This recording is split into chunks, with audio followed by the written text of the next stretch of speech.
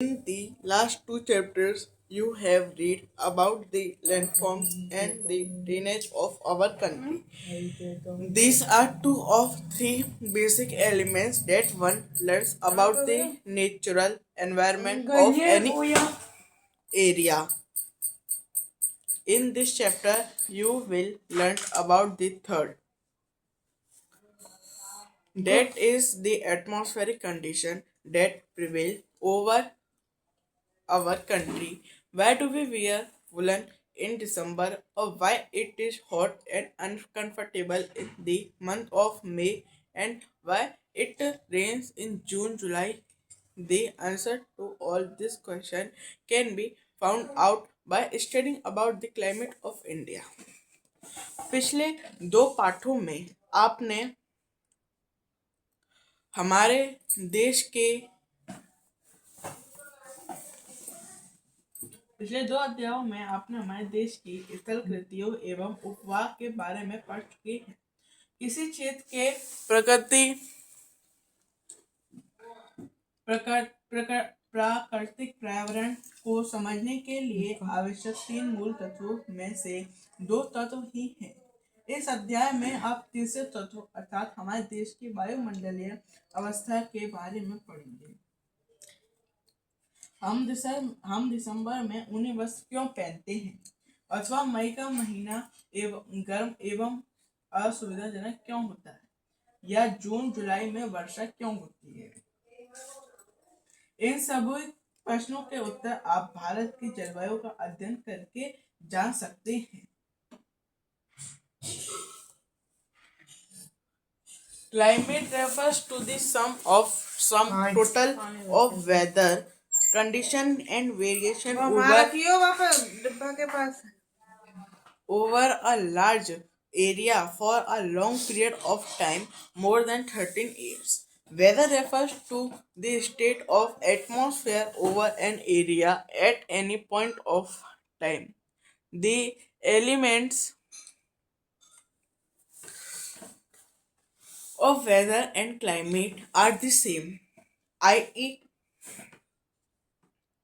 temperature, atmospheric pressure, wind, humidity, precipitation. You may have observed that the weather condition fluctuate very often, even within a day, but there is common pattern over a few week or month, i.e., day are cool or hot, windy or cloudy or bright, and wet or dry. On the basis of the generalized monthly atmospheric condition, the year is divided into seasons such as winter, summer, or rainy season. The world is divided into a number of climatic regions. Do you know what type of climate India has and why it is so? We will learn about this chapter. एक विशाल क्षेत्र में लंबे समय विधि 30 वर्ष से अधिक में मौसम की अवस्थाओं तथा विविधताओं का कुल योग ही जलवायु है। मौसम एक विशेष समय में एक क्षेत्र वायुमंडल की अवस्था को बताता है। मौसम तथा जलवायु के तत्व जैसे तापमान, वायुमंडल, दाब, पवन, आर्द्रता तथा वर्षण एक ही होते हैं।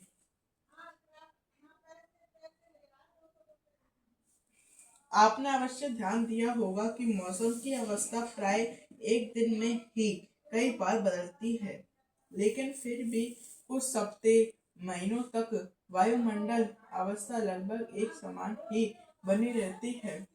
जैसे दिन गर्म या ठंडा, हवादार या शांत, मौसम बादलों से घिरा या साफ तथा आर्द्र या शुष्क हो सकते हैं। महीने के औसत वायुमंडलीय अवस्था के आधार पर वर्ष को ग्रीष्म, शीत या वर्षा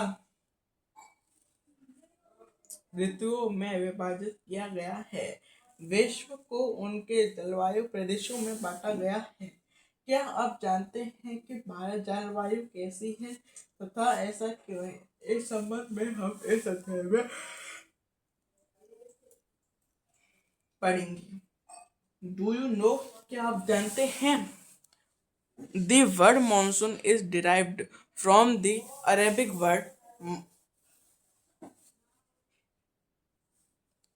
Arab, Arabic word mausim, which literally means seasons. Monsoon refers to the seasonal reversal in the wind direction during a year. वाह। मॉनसून शब्द की व्युत्पत्ति अरबी शब्द मौसम मौसम से हुई, जिसका शाब्दिक अर्थ है मौसम। मानसून का अर्थ एक वर्ष के दौरान वायु की दिशा में ऋतु के अनुसार परिवर्तन है। Let us now look at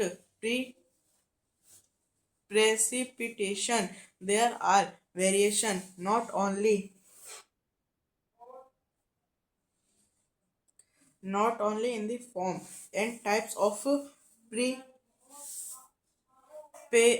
precipitation, but also in its amount and the seasonal distribution.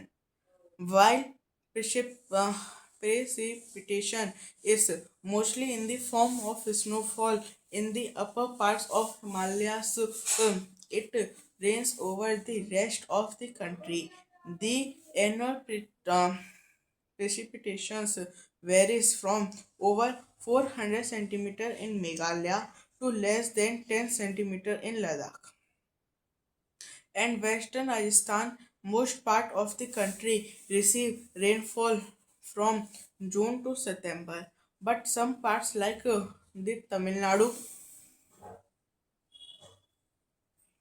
coast get large portion of its rain October and November.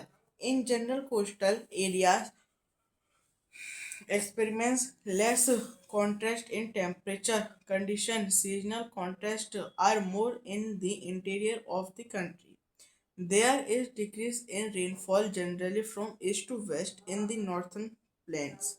These variations have given rise to variety in leaves of people in terms of the food they eat, the clothes they wear, and also the kind of houses they lived in. Bharat के जलवायु को मानसूनी जलवायु कहा जाता है। Asia में इस प्रकार की जलवायु मुख्यतः दक्षिण तथा दक्षिण पूर्व में पाई जाती है। सामान्य प्रतिरूप में लगभग एक रूपता होते हुए भी देश के जलवायु अवस्था में स्पष्ट प्रादेशिक भिन्नताएं हैं। आइए हम दो महत्वपूर्ण तत्व तापमान एवं वर्षण को लेकर देखें कि एक स्थान से दूसरे स्थान पर तथा एक मौसम से दूसरे मौसम में इनमें किस प्रकार की भिन्नता है। गर्मियों में राजस्थान के मरुस्थल में कुछ स्थानों का तापमान लगभग 50 डिग्री सेंटीग्रेड से तक पहुंच जाता है, जबकि जम्मू कश्मीर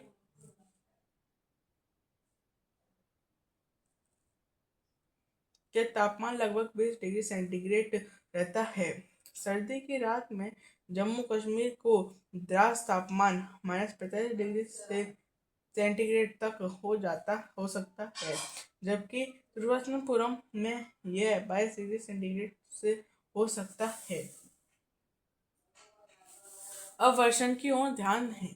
वर्षण के रूप तथा प्रकार में ही नहीं बल्कि इसकी मात्रा एवं ऋतुओं के अनुसार वितरण में भी भिन्नता होती है। हिमालय में वर्षण अधिकतर हिम के रूप में होता है तथा देश के शेष भाग में ये वर्षा के रूप में होता है। वार्षिक वर्षण में भिन्नता मेघालय में 400 सेंटीमीटर से लेकर लद्दाख एवं पश्चिमी राजस्थान में ये 10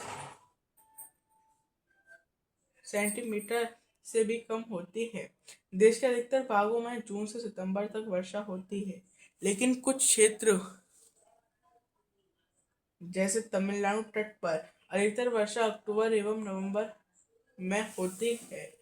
सामान्य रूप से तटीय क्षेत्रों के तापमान में अंतर कम से कम होता है। देश के आंतरिक भागों में मौसमी या ऋतुनिष्ठ अंतर अधिक होता है।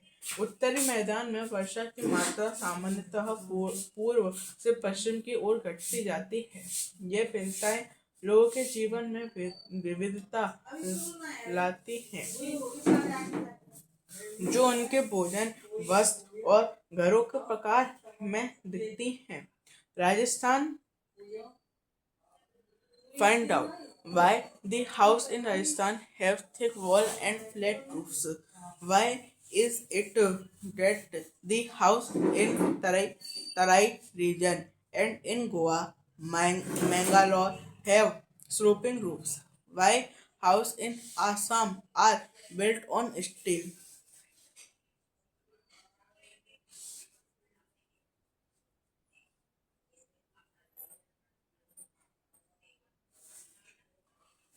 राजस्थान के घरों की दीवार मोटी तथा छत चपटी क्यों होती है? तराई क्षेत्र तथा गोवा गोवा एवं मैंगलोर में ढाल वाली छतें क्यों होती हैं? असम में प्राय कुछ घर बांस के खंभों स्टिल्ट पर क्यों बने होते हैं? जल वायु नियंत्रण। किसी भी क्षेत्र की जलवायु को नियंत्रण करने वाले 6 प्रमुख कारक हैं। Climate control. There are 6 major controls of climate of any place. They are latitude, altitude, pressure, and wind system, distance from the sea, ocean currents, and relief feature. Due to the curvature of the earth, the amount of solar energy received varies according to latitude. As a result, air temperature generally decreases from the equator toward the poles.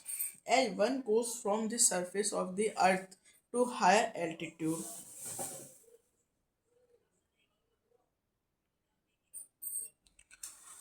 the atmosphere becomes less dense and temperature decreases. The hills are therefore cooler during summers. The pressure and wind system of any area depend on the latitude and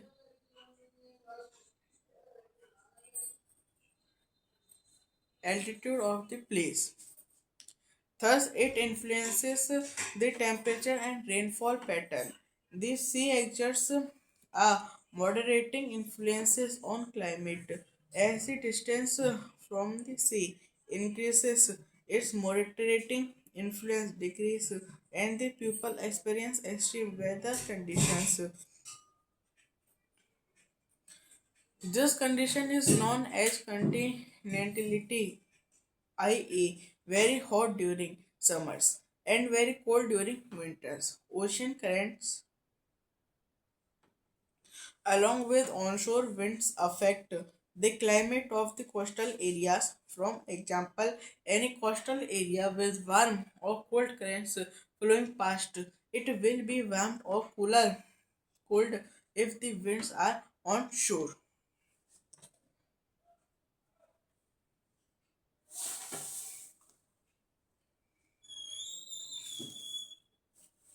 जलवायु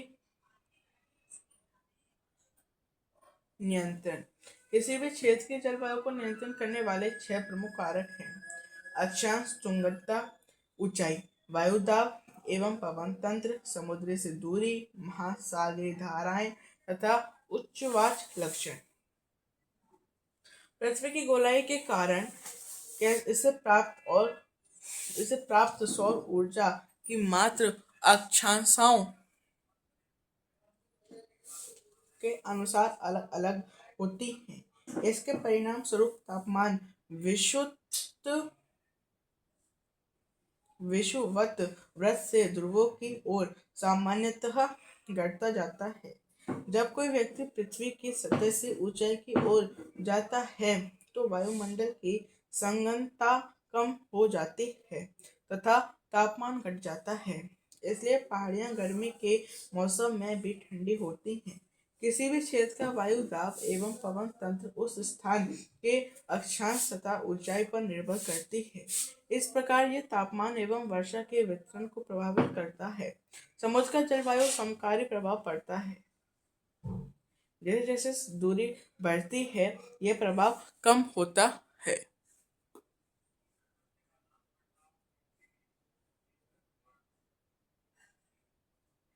एवं लोग विश्व में मौसम अवस्थाओं को महसूस करते हैं। इसे महाद्वीपीय अवस्था गर्मी में बहुत अधिक गर्म एवं सर्दी में बहुत अधिक ठंडा कहते हैं।